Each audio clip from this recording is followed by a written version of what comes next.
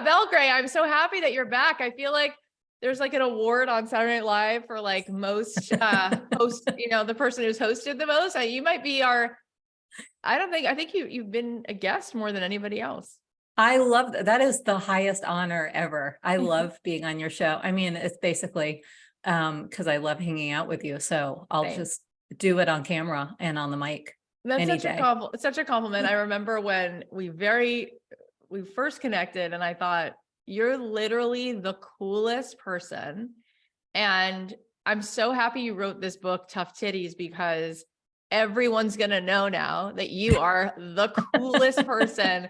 You are the person that in the movie, this is like such a retro thing to say, but in the John Hughes movie, Weird Science, where they like create their ideal woman, Kelly LeBrock. Yes. I feel like any woman who wants to create their ideal best friend would create you. Like you are the coolest person. Like you're the most real, down to earth, funny, clever, smart, high vibe human being that I know.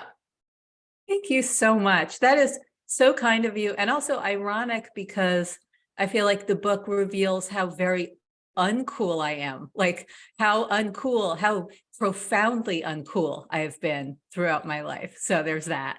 I think and we're going to get into it now, but I think for anybody who's listening, if you were the person who wasn't cool in middle school, you for sure became the coolest person as an adult. I'm pretty sure Larry David was not the coolest person in 7th grade, but boy, did he turn out to be. So I think you're in a long line of very truly cool people who didn't peak in 8th grade. Thank you. No, I mean, and we have that in common. I know we have tortured middle school stories in common. Yeah. Yeah. So I read the beginning of this book because I've been so busy, but just the beginning of this book, and I said to you as soon as I even knew of it, but I'm just reading this book and I'm like, this book can be everything it wants to be. It could be the best television series. It can be a series of what's going to be another amazing 5 books. Like all I want to do is keep reading and know you more and hear your voice and the way you voice life. That's all I can say is it's addictive. So what made you write it? I mean, I feel like you were already successful, living your nice life, you have a career, but then you're like, no, I need to write this sort of essay compilation of all these quirky things that have happened to me. What made you want to do that? Well, because as you know, writing a book is just so easy. Why not? I'm kidding.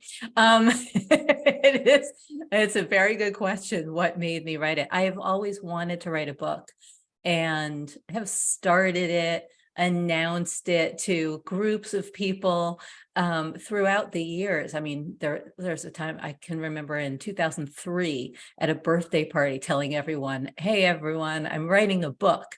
And I guess I thought it would like hold me accountable announcing it publicly. And I didn't write the book. I've just started it and stopped in so many different forms, iterations, themes. But I've always had these stories about my life that I wanted to tell. And I think, well, there was one time in around 2016, because I've been talking about it for a long time.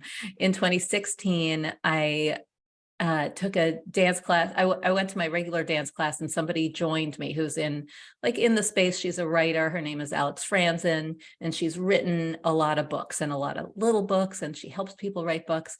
And she was in New York and wanted to join me. And I remember sitting on the floor with her and we were like stretching, just hanging out before class. And she said, so tell me this, do you have a body of work? And I was like, body of work. I have, I guess, blog posts I've written, and I eat a lot of emails. I guess if you put them together, they would be a body of work, but I felt such like disappointment in myself that I hadn't yet done my thing, because this was sort of hanging over me all these years. And I think what stopped me from writing it was I didn't know how it would end. It's essentially a memoir.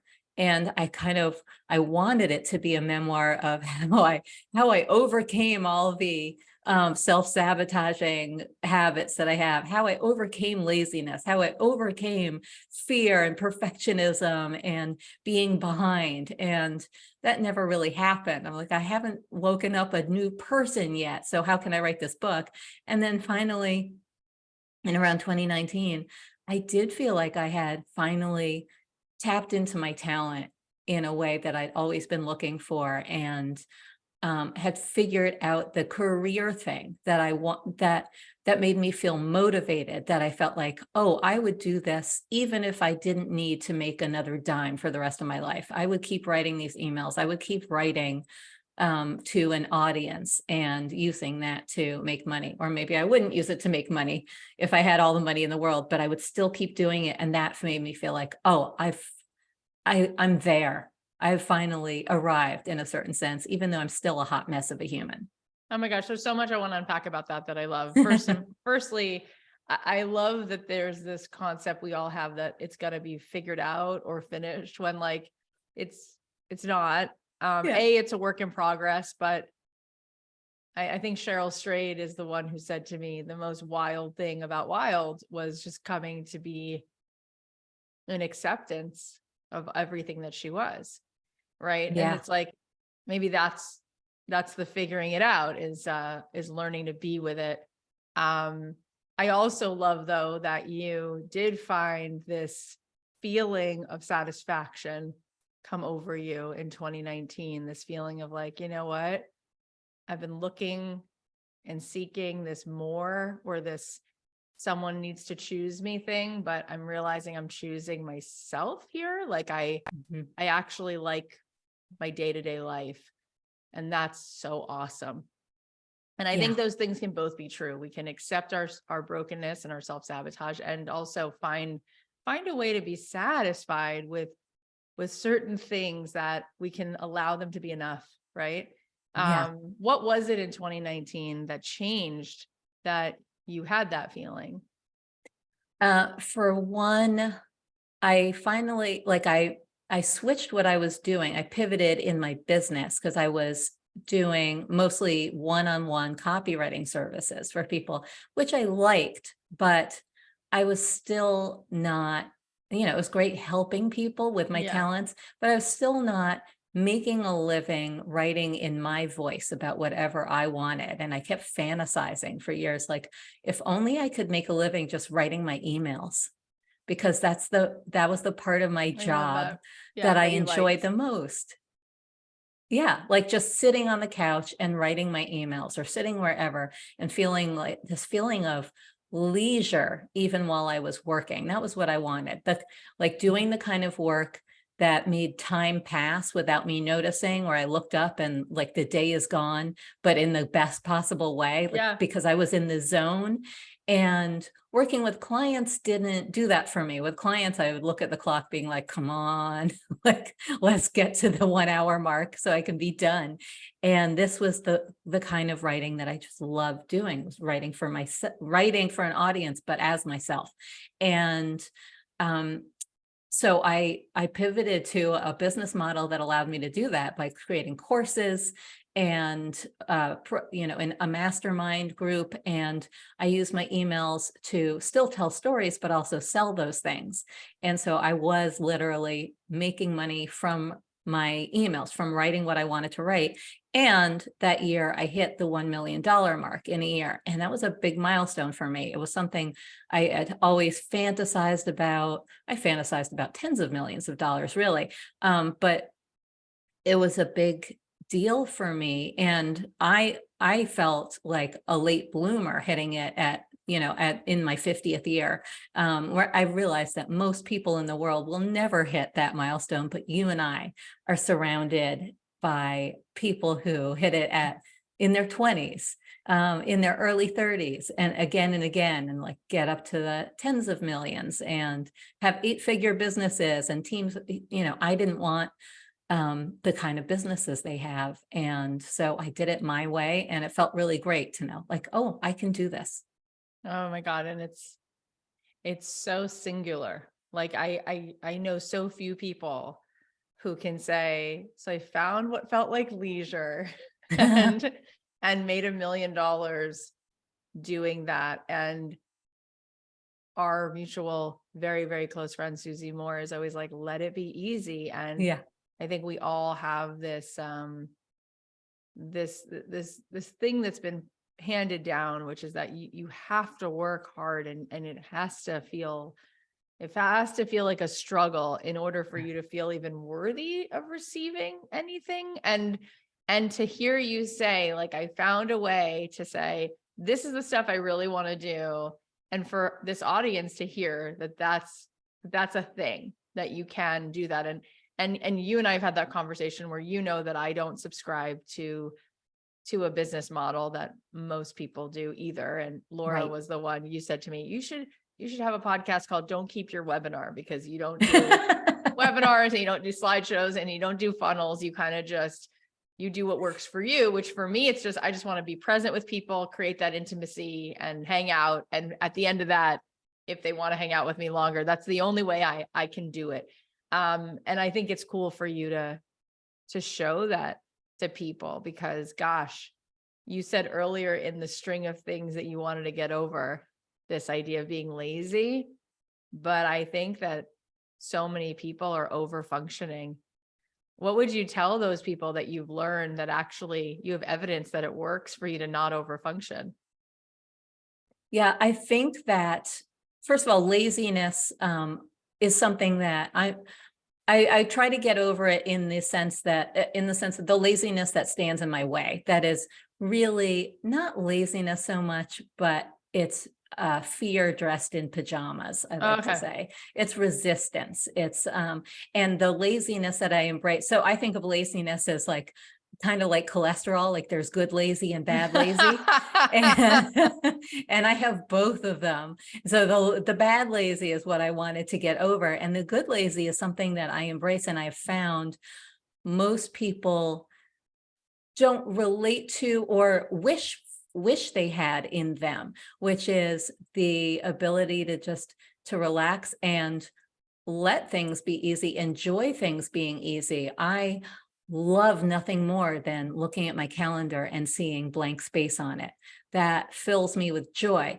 And most women I talk to are filled with dread when they see that, because they're like, I'm not busy enough, I'm not working hard enough. And they have a real work ethic, which it speaks to what you were just talking about, of feeling like they're not worthy unless they're working really hard. Yeah. And I've realized writing this and talking about this book that I'm unusual in that I've never located my self-worth in how hard I work. I do, and I don't want to work hard. If someone says like, this program isn't for you, if you're afraid of hard work, I'm like, well, then it's not for me. I don't love hard work. I love going hard on work that feels easy. Yeah. And so I would just say to people, like, maybe hard work doesn't make you more worthy, and embrace that feeling of, like, if you are someone who identifies as lazy, it's probably because it's probably a superpower in you, that you are comfortable doing nothing or enjoying yourself, relaxing, not having to work 24 hours a day. I wonder if there's some shout out to give to your parents here, because I know for myself, one of the things I've worked on in therapy, one of the things I've worked on is this outsourcing of my earning love, or earning by working and achieving. And I think a lot of people, when they really go under the microscope, are like, I'm an overachiever because I want to be worthy enough, right? I want to deserve. Yes. Yes. And I feel like there must have been some message that you got, that you didn't have to be a graduate of Harvard Law School for your parents to vote for you. Yeah, it's true. Most people I know are chasing their parents' approval in some way, or one parent's approval, one or the other, or both. And my parents gave me their approval so freely, maybe to a fault. I think that they were proud of me just for breathing. And they put any finger painting up on the fridge very proudly. were always happy with my grades. I mean, I got good grades and I did worry too much about grades, but not to please them.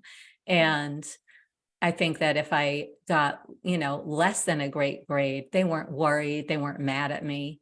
That, they might investigate it because it was a sign that they would blame the teachers, basically. Yes, they gave me unconditional love and approval.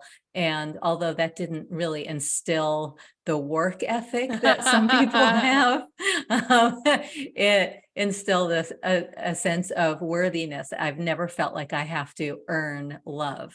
Yeah. And I think, first of all, that just brought tears to my eyes. Second of all, I think that's why you are the kind of friend everyone wants, because we're all hoping to stop judging ourselves. And I think when people are around you, you're like, hotmess.com, like, what's going on? Like, what's new? Tell me what else is new. Like, there's just this way in which people set down these heavy burdens that they've been carrying for no reason, because you're like, oh yeah, that's not even, there's no way that you need, why would you even try to win that race? It's not winnable, So let's talk a little bit more about the book, which all of this becomes sort of a melting pot for. I feel like one of the ways that you do this so well, it's right in the title, but it's a through line in the book. People, especially women, are such people pleasers. And I think it's so refreshing with a capital R that you're not concerned about that in the same degree, right? You're willing to be like, no, I don't like you. No, I'm not a fan. Like, I'm not going to pretend that I am and then wait for the car to talk shit about you, right? I'm just going to be honest and say, that doesn't work for me, right? Like, and I think there's so many moments that we all wish we could go back and just be authentic. And I feel like there's something so authentic about this book and the way you write it and who you are. And women are it's going to be like the biggest book of the year because women need that permission slip. So let's talk about that and how that comes up in the book, and maybe one anecdote you want to share from the book where you are modeling that. Yeah, it's funny that you say that, because I think in a way, I have been a people pleaser, and there are a lot of examples of it in the book, especially with dudes, with boys than with men. I spent a lot of time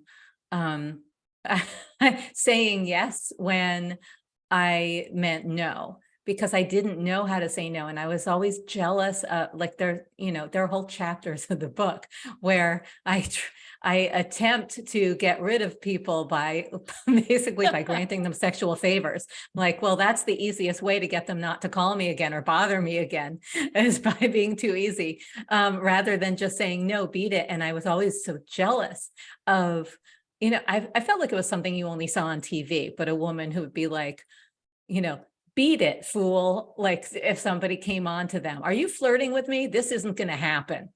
And I was like, how do you do that? How do you say that? Like, this isn't happening. Oh, I wanted to say that so badly sometimes. So I was like, well, it's a guy. I have to he has to like me. And I don't like being disliked. I very much want to be liked. But I think I do establish in the book that I talk myself down from that position regularly. Like in the first chapter, which is called Deb Fishbone Likes This, and it's about me hate following my bully from 6th grade, we mentioned. I talk about how really the worst thing that she did to me, well, she ruined my life. She stole my best friend in 6th grade and ruined my life that year, made going to school hell, because she turned everybody against me, got me kicked out of my friend group. And then I had a creative writing assignment, a piece of fiction that was handed back to me, and I was holding it in the lunchroom, and she grabbed it from me and started reading it aloud. She flipped right to the part that was most vulnerable. And it was about a girl named Liddy, not Laura, who went to a different private school in New York City, not mine. It was clearly not nonfiction. And she started reading it out loud. And the passage she read was, I have good friends, but I feel like I'm losing them slowly. And she looked up at me and said, "This is you." And I was like, "It is not me. It's fiction. Duh, you don't even know what fiction is." She was like, "No, this is you." And I felt so ashamed in that moment of being me, and so unsafe. And so there was like a false lesson that I learned, that I spent my life unlearning, unteaching myself, which is that it's not safe to be yourself, and that one person liking you can ruin your life. And so there are a lot of examples in the book of me like kind of remembering that, like, one person disliking you can't ruin your life once you're an adult. In sixth grade, that is true. But when you're an adult, the key to life is the key to creativity, to business, to art, to any kind of self-expression that I value is being yourself and remembering that one person disliking you can't ruin your life, and like being willing to be disliked, even if it still stings. So, a lot of time I have to deal with the sting of that and be willing to let someone dislike me, to sit with it. Like, Yeah. okay, they're not going to like me, but let me sit with it. It doesn't matter. It doesn't ruin my life. It's such a powerful point. And Susie, who I mentioned before, always says to me, it all goes back to Susie, but she says to me, it's not a problem that people don't like you, because people will Right. always not like you. You could be perfect and people will still find a reason not like you if they want to. She said, the problem is you thinking that's not supposed to happen. That's your problem. Right. Right. And Right. I think about Taylor Swift saying years ago that she turned off comments for a while on her social because she was getting hate. And it's just like, it's hilarious. It's like, there is no person who Right. is going to be free of that. There are people I've met who are like, I hate Seinfeld. And I'm just like, are you awake? Do you have ear holes? Like, how do you hate? I get like, oh, it's not my favorite. Like, there's no way you hate that. Like, but people are like, no, I can't stand anything Yeah. Jerry Seinfeld does. And I'm like, oh, okay. That's not Right. really his problem though. No, There's plenty of not. people that I don't like, and there's tons of, music that I don't listen to, and it's okay, right? It's a democracy, but I feel like as women, especially, we feel very threatened by that. It's like, Yes. it is my job in life to please my way through this. And if there's one person who leaves a comment, I just can't recover from that. And that's just torture. That's really just torture. Yeah, exactly. It's so important to like just remember, even I think it's a like primordial part of our brain that feels the sting, that Yeah. like I feel like a prickle of adrenaline if Yeah. somebody sends me a nasty email, even anything critical. I really do. Like my face gets hot and I am immediately defensive. And I'm I like, totally who understand. cares? Yeah. Who cares? This person, it's someone who doesn't even know me, who's like misinterpreted something I wrote or whatever Yeah. and wants to criticize. I'm like, Yeah. who cares? It doesn't matter. So in this book, when you were writing the book, what was the bravest thing you wrote? Like, because we wouldn't necessarily know for you what was the most authentic you felt you were being, what was the most brave, what moment in the book for you was the, am I really going to reveal this moment? I think probably the chapter called He's Never Going to Leave Her, about Harry Met being, Sally. yes, the Very Harry good. Met Sally line, about being in a relationship for 2.5 years with my married salsa instructor, and living through him cheating on me, still staying with him, even though I found that out. And really, I was the interloper I hated his wife so much. I made her out to be such a villain because she kept reaching out to me and threatening me. And he would say, our marriage is over. She's just living with me till she can get on her feet, etc. He would tell me all these lies that What a I kinda knew. sicko. Yeah, he was a psychopath. But really, I don't think you probably don't follow Vanderpump Rules. I don't know if you No, but know the I whole know that you love Scandival. good reality Yes, I TV. do. And right now, this year, there's been a thing called the Scandival, which is about Tom Sandoval cheating, the scandal of him cheating on his girlfriend, really life partner of 9 years with her best friend. And I relate a little bit to the best friend who's really a homewrecker, boyfriend stealer, because of that episode of my life. That was what I was doing. And it felt like a thrill to win somebody's husband. Even though he claimed they were divorcing, they were separated. He would make fake phone calls in front of me to a divorce lawyer. Like when I dialed it back, it was Oh like, my this God. number has been disconnected. Yeah. So, and that's all in there. So that, to me, that was probably the most courageous I felt writing that, because I don't look very good in it. It was it was a pretty flawed thing to do. Yeah. And so That's extremely yeah. brave. And Mhm. it's interesting because I can hear my own self and I can hear my audience, listening right now and being like, oh my God, that Yeah. doesn't fall in the category of, moral, Mm-mm. integrity. And what I also think we all have to check ourselves with is part of the reason we judge people is because we're unwilling to be honest about the things that we've done, and we're judging ourselves, right? Because Yeah. everybody is a liar. Like everybody at one point has said something, has come out of your mouth when you really meant something else. Like you were, Yeah. pleasing your way through it, or whatever it is, or you've had the thought, right? Even if you haven't acted on it, you've had the thought and you've judged yourself for having the thought. And I'm not here to say like, it's amazing to do things that are unethical. Like that's Right. obviously not what I'm saying, but I am saying that, we all have what to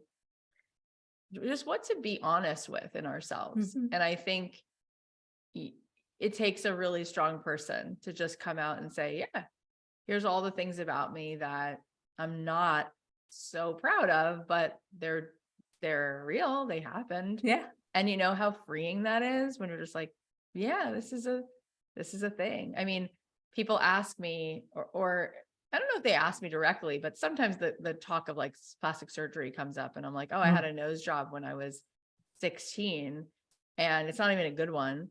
But I don't feel shame around talking about it because it's true. It's something Yeah. that I did and it just is, right? Sometimes things, they just are. So, Yes. I think it's time that we all allow the honesty to come to light. Yeah. And by the way, I love when people reveal their plastic surgery in every form. Like, I love the people out there who are like, oh yeah, I do it all. I got that, that cheek thing done, the whatever it is, buccal fat removal. I got this done. I got that done. I love hearing that because you're doing a real disservice to all of us women, especially us aging women, if you pretend that you haven't had a thing done and you've done it all. Yeah. It's amazing. Just the shame, it's like Yeah. the shame in people knowing anything that's real, which Right. that's really exhausting, like Yeah. that's going to age you faster than anything else. Right. Yes, exactly. What are you hoping that women or men, whoever reads this, what are you hoping that will really stay with them after they read it? A feeling of relief of in any of these forms. Either I didn't know you could talk about that Right. publicly, like I didn't know you could share those things about yourself. I didn't know you could write that way in like a conversational kind of revealing tone. I don't Okay, I'm not behind in my life. I'm a late bloomer too. I guess there's nothing wrong with that. Or I am a hot mess of a human and I guess I'm not alone. Everyone's pretending they're not, but it turns out we're all hot messes. And thank God I'm not the only one. It's awesome. Honestly, that's like better medicine than any self-development book can give you, really. It's just like full on acceptance and the feeling that you're not alone. You just talked about this idea that you're not a late bloomer, and Jason Mraz invited me to this like private party last week, which I felt legit like so cool that I got to Yeah. hang out with him. And he played some of his new songs. And one of his new songs is We're Just Getting Started. And he recently got divorced and then wrote this song. Like, what is happening? Like, I'm now in my 40s and starting over, but it's like, hang on. Like, if you think that you've seen everything there is to see, you haven't. If you think you've heard everything there is to hear, you haven't. Like, maybe you're just getting started. And I want to talk to you more about that and what that means to you. At my 40th birthday party several years ago, a friend of mine came up to me who I never really actually thought he liked me. He's my friend's husband. But he walked over and he said something really nice to me. It's like the only thing I remember anyone saying at the whole party. And he said, you know, Cathy, you're turning 40. And he said, you know, this is where it just begins. It's about to begin. And he said, remember that the Jews walked through the desert for 40 years before they entered the promised land. And I'm like, I do. I don't think about that every day, but yes. And he's like, but that's the metaphor, is that all that you walked through is only now going to give you what you need to actually enter your real life. And that was so profound. That really stuck with me. And then I started to just see the evidence of that everywhere, like in my own feeling of being comfortable finally in my skin, or looking around at women in their 40s and 50s who just really begin to show up, to actually be seen, and to allow themselves to show up as they are. So what are some of the things you talk about in the book, or what are some of the things you might want to share that help people know that it's not too late? I mean, I think my career journey will really give them hope, because and as you're telling that story, which is so beautiful, like the 40 years, I'm thinking, oh, I would be the one Jew who took 50 years, who like who came out of the other side of the desert after 50 years and being like, is everyone here? I made it. Because I really do feel like I took my time. I took a windy path to the kind of success that I wanted. Other people seemed to move up and up and up and were able to, you know, climb the corporate ladder, which was, when I entered the workforce, really the only path to success that I saw out there, short of, say, starting your own business, which wasn't something I was looking to do at all. Yeah. I was never looking to do. My business kind of happened by accident when I was around 40. And so I think all of that will give them hope that you can take that long and windy path and not hit the same milestones as other people, whether those are, you know, getting that job, getting promoted, making manager, then vice president, then CEO, or having kids, which is also something that I didn't do. And that's a whole chapter that I do hope will help people who are on the fence, or didn't have kids, or just don't feel motherly. So those things, or, you know, finding the one at, you know, the right time when you're supposed to. I mean, now the age where I found the one doesn't feel old at all, but at the time it did. And I think that 20 years ago, it was a little bit older. I was 32 and we got married when I was 37, and my friends had all gotten married in their, you know, late 20s or early 30s. So I felt behind in that too. That's a big one. I feel like it's fascinating how the world loves to tell women what to do and when to do it. And I don't think men have that, other than get a job, like other than make money. The rest is on you. Like, if you want to get married at a certain age, great. If you want to have kids, don't do. If you want to have 3 wives, like, it's with women, it's like, oh, okay, you're not married yet, or when are you going to have the first baby? When do you have the second? You're making a choice. Not what are you doing? Oh, you're having a surrogate. Oh, how does that? Like, there's so much opinion about what women do and when they do it. So say a little bit more about that. Like, what would you like women to know that might set them free around their choices? that well, I'm not going to say there's no wrong choice. If you, if you choose the wrong people for you and stay right, that's bad. So it's not that there's no wrong choice. Then again, if you take a detour by choosing the wrong person and that holds you up in your life, maybe you needed it. I think that I got into that relationship we were talking about as a way of putting off what I couldn't figure out. Like I couldn't figure out the career thing. I was in a creative rut. I didn't know what was next. And I didn't want to face the question of, should I have kids? I wasn't ready to face it yet. And so I got into a relationship that was a total detour that would take me off the road of life for a bit. And well, it worked, I didn't have to face those things. So maybe the mistakes that you make, the detours you take, even if they don't feel right and they don't feel good to you, maybe you're doing it for a reason. Maybe it's useful to you in some way. And so I'm not saying go out and be with the wrong person or get into a job that you hate and knowing that you're going to be miserable there. But I'm saying if you do take those detours, don't feel shame about it. Don't feel like you have screwed up your life. Maybe you're actually doing the best thing for your life. I found that all the things I wasn't supposed to do have led me to where I am supposed to be. And that includes the year I spent like going out and after college and being a bar hoe, like one of the people I hoed around with, ended up being the connection to meeting Stephen, my husband.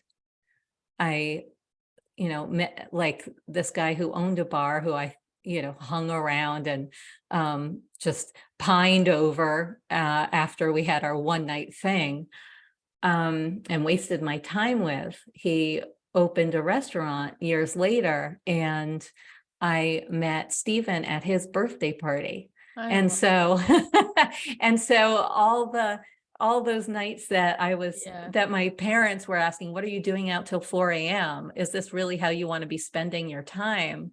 Don't you want to be getting into a job? Don't you I'd like to see you show some initiative, etc. I would just tell them, well, I'm networking. And it turns out that it was true.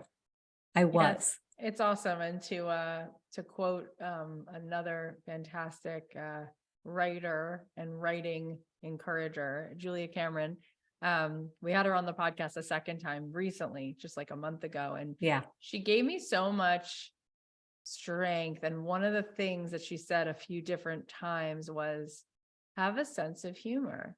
Like stop taking it so seriously. Yeah. And I feel like you are a great writer, so you have that in common with her. But I think that's also something you both have in common. I think when I think of you living your life, I'm like, Laura's probably on some walk right now, listening to some podcasts or voxering with her friends, or she's like in the Hamptons on her way to go get like a really yummy breakfast, or she's reading something for fun that she really likes. But all of that to me is like, I just want to watch a movie every day about a girl who walks around just letting herself be, you know what I mean? And it's like, that's you. And so much of this conversation is that it's have a little bit of lightness, don't take it so seriously. And I feel like part of what just sucks the joy out of our lives is this constant analysis, this constant needing to prove it or write a defensive dissertation around all of our choices. It's like, oh my God. I mean, that is just the worst. It is just the worst. And what if we could all just have a little bit of a sense of humor around this being human thing, this life thing? Life is pretty lifey. And, and then you can go, oh, that was an interesting thing I did, or that's not my favorite thing, or that was hilarious. But then there's, oh my gosh, doing that actually led me to meeting the man that I spent the rest of my life with. So I think that that's part of the permission I was talking about earlier that you give is please stop taking it so damn seriously. Yeah, I think people tend to put a a really serious, almost grieving lens over things that have happened to them or things that they have done. And it's just not necessary or healthy. I mean, just the other day, I had lunch with Stephen and a friend of ours that we hadn't seen in a long time. And I was on a time constraint, like I had to get back for a podcast interview. And so I was kind of watching the clock, and we'd been sitting around gabbing for quite a while, and had looked at the menu a couple of times and said, should I get the asparagus? Yeah, let's get the stracciatella, et cetera. And then at a certain point, I was like, crap, it's getting late. So I signaled the server. I was like, excuse me. He came over, and I was like, can we order some food? And Stephen's eyes grew wide. He looked at me with alarm, and he was like, we just ordered. I was like, oh, I was here for that. And he was like, yes, we just sat here and ordered from this same person that you just called over. And and he was like, here it goes, early onset, time to put her in a home. And our friend was like, are you okay? And I found it so funny. And I realized later that somebody else might be like, oh no, I'm not present in my life. Time to go to like a silent retreat for 10 days and train my brain to be more present. I'm like, yeah, I'm not present. I have what's called book brain. I'm like leading up to the publishing of this book, and I am not especially present, but I find it funny. I find it funny too. And I love your sense of humor. And it's interesting because you and I have talked about how, for whatever the reason, when we look around, we are in a minority. We're Jews, so we're definitely a minority, but we always talk about how like there's not that many Jewish people in our world, like who do what we do. Like we go on all these podcasts and we're like, very few of you are Jews, or we have these online businesses. We're like, how many of these people are Jews?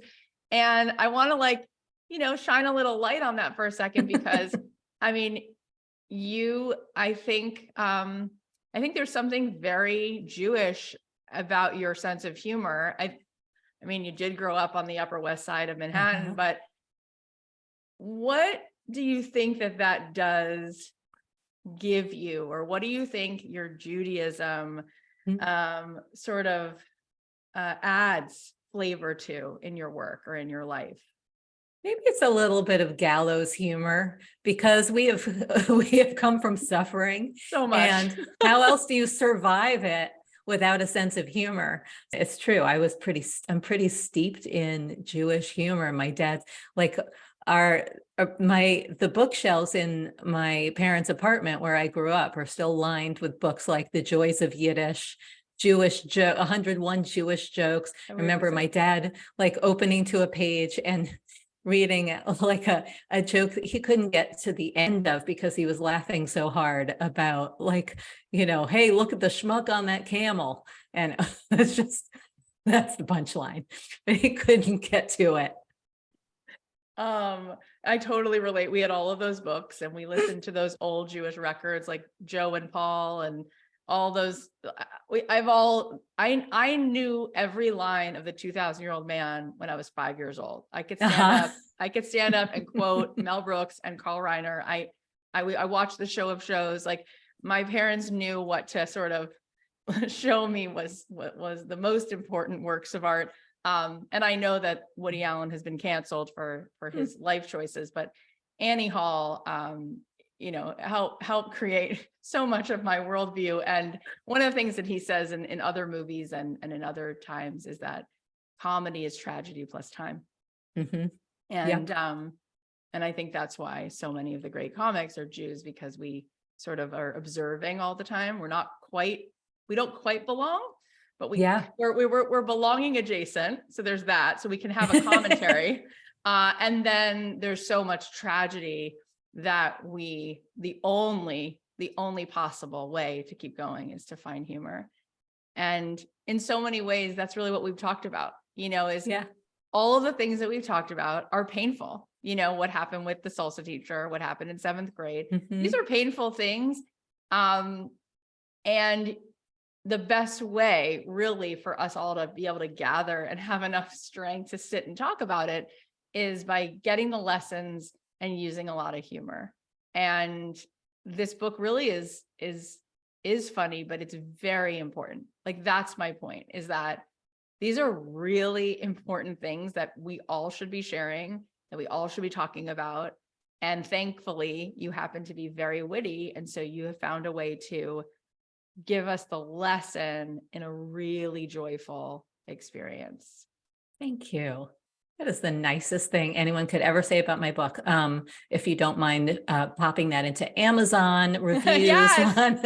On So June tell 13th. us, we have 5 more minutes here. Tell us where people can get it, but also some of the pre-orders and some of the fun bundles, because I know you made all these cute bonuses, like this video where you do like a deep dive. Like, who doesn't want to watch you on video? So tell us a little bit about that.